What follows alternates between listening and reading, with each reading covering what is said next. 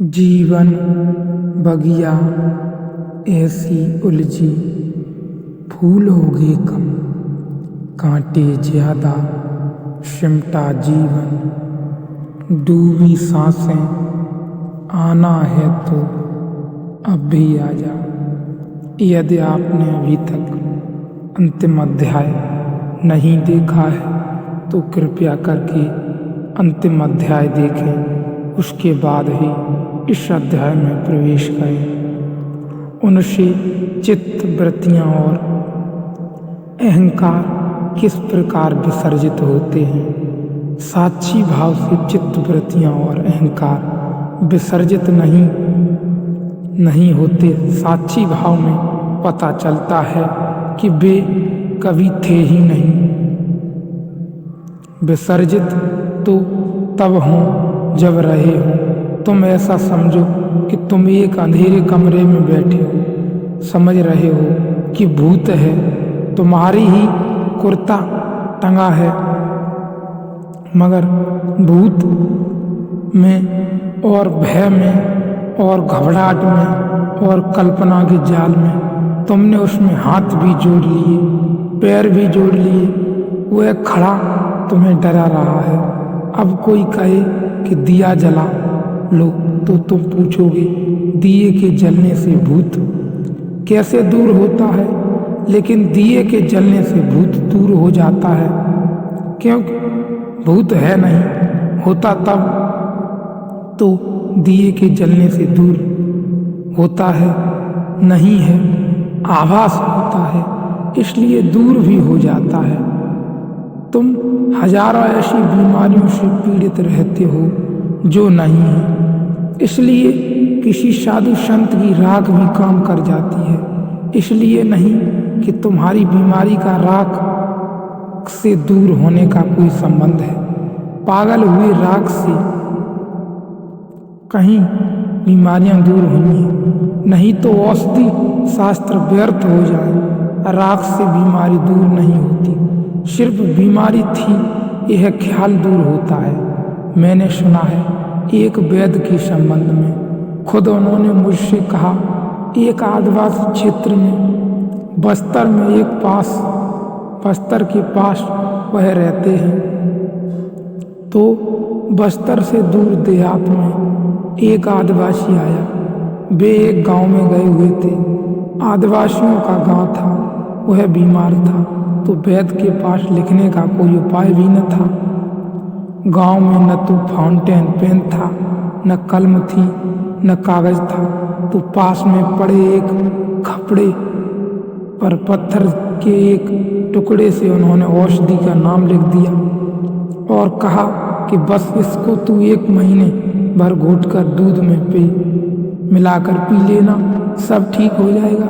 वह आदमी महीने भर बाद आया, बिल्कुल ठीक होकर स्वस्थ चंगा।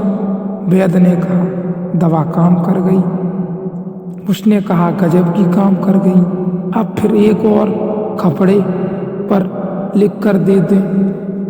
उन्होंने कहा तेरा मतलब?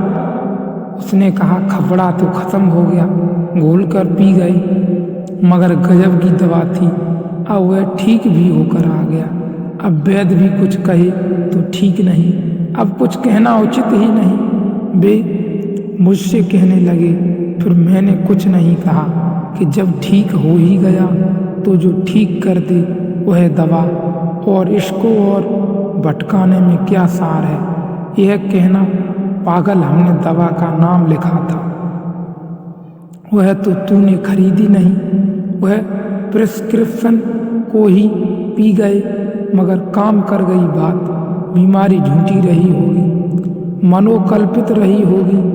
मनोवैज्ञानिक कहते हैं हमारी 100 में से 90 बीमारियां मनोकल्पित हैं, और जैसे जैसे समझ बढ़ती है ऐसी संभावना है कि 99% मनोकल्पित हो सकती हैं।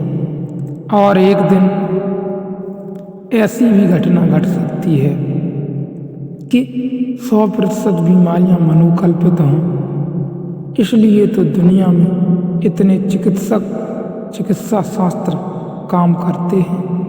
एलोपैथी लो उससे भी मरीज ठीक हो जाता है, आयुर्वेदिक लो उससे भी मनुष्य ठीक हो जाता है, होम्योपैथी से भी उससे भी ठीक हो जाता है, यूनानी उससे भी ठीक हो जाता है, नेचुरोपैथी से भी ठीक हो जाता है और गंडेताबाजी भी काम करते हैं।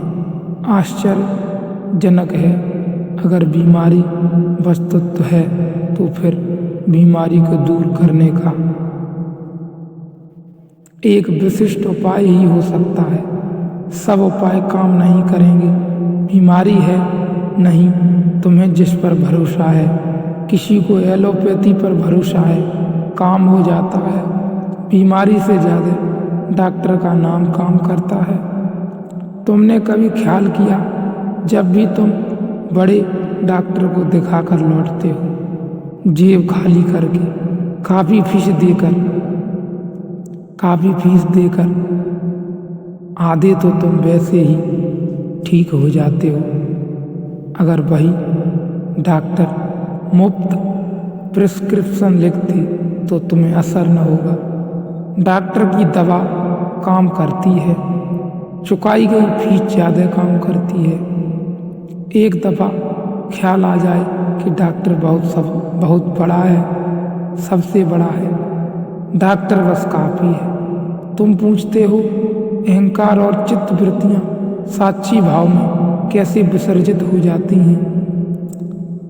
तुम पूछते हो साक्षी भाव में अहंकार और चित्त स्मृतियाँ कैसे विसर्जित हो जाती हैं। विसर्जित नहीं होती, होती तो विसर्जित होती, यह बात समझने लायक है। यदि चित्त वृत्तियाँ अहंकार होता तो विसर्जित होता।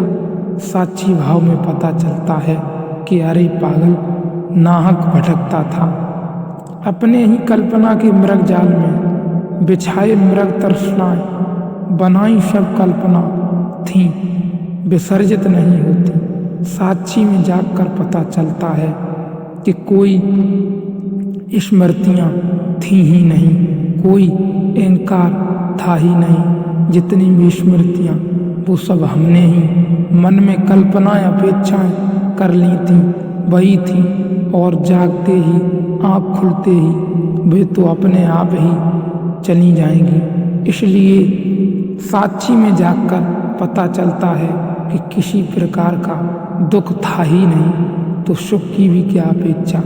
और जियो आनंद में बहु रस की धार के साथ।